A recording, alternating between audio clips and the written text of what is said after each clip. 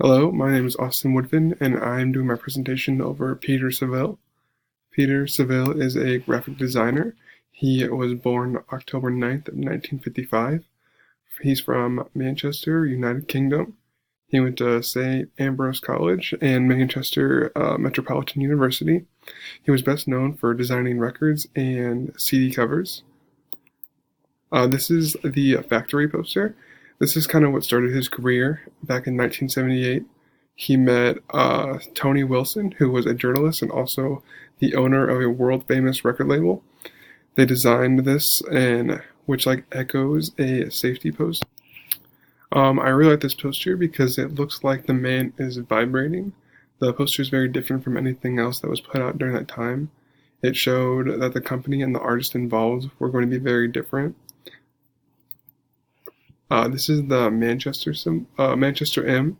Saville had stepped out of his comfort zone and hadn't done anything like this before. It was very unusual because instead of designing album covers, he was designing a brand for a city. This project meant a lot to Saville because this is his hometown. Even though he wasn't a big fan of Manchester, he was very appreciative of all the opportunities he was given there. I really like this because of his use of color and how he makes it look 3D. This was the Joy Division's album cover. When researching this, I actually found a lot over this topic, over just this album.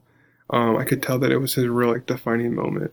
I watched this interview that he did for Vice, and it talked about how this symbol came from an astronomy book, and that it was picked up by what scientists thought were like nothing in the sky. Saville thinks that it's a black hole, but this album actually affected a lot of people. It was very famous. The album actually did impact a lot of people. There was tattooed on people, even put in cartoons. Someone made a light show out of it. It was put on condoms. It even had its own line of clothing. This project was a really big deal for Saville, and he really liked it. This is actually one of the reasons why I chose Saville, was because of this image right here. It looks kind of like psychedelic. I really like his use of color and how he had the snakes coming out and how everything's outlined.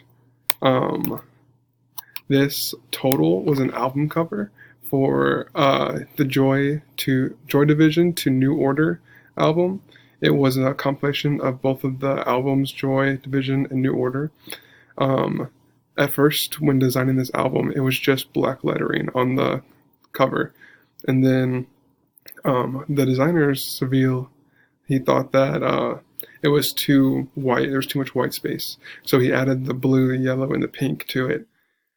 And they first started out with the Helvetica heavy italic font. And then when they added that, they thought that the O was the sexiest letter. So on the cover, they zoomed in on the O, and then had the rest of the words wrapped around the cover.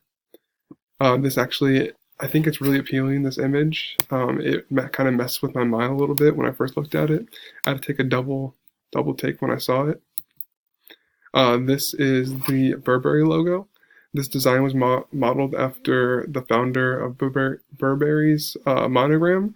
His name was Thomas Burberry.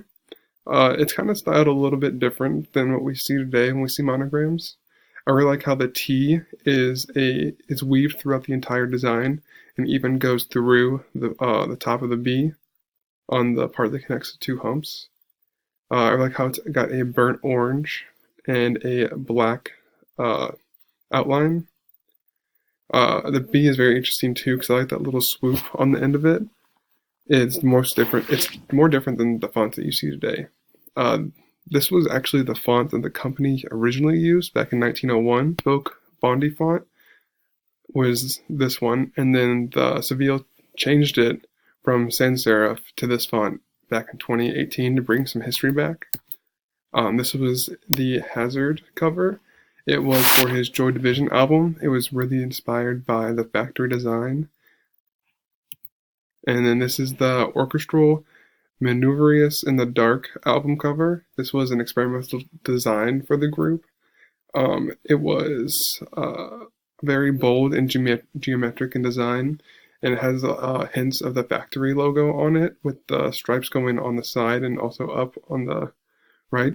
This album cover came out in 1996, and then he did another one with a group, and I really like this one because of the album cover has just holes in the middle of it, like just like pill-shaped holes, and then the album actually slides out, and it has this nice like orange on it.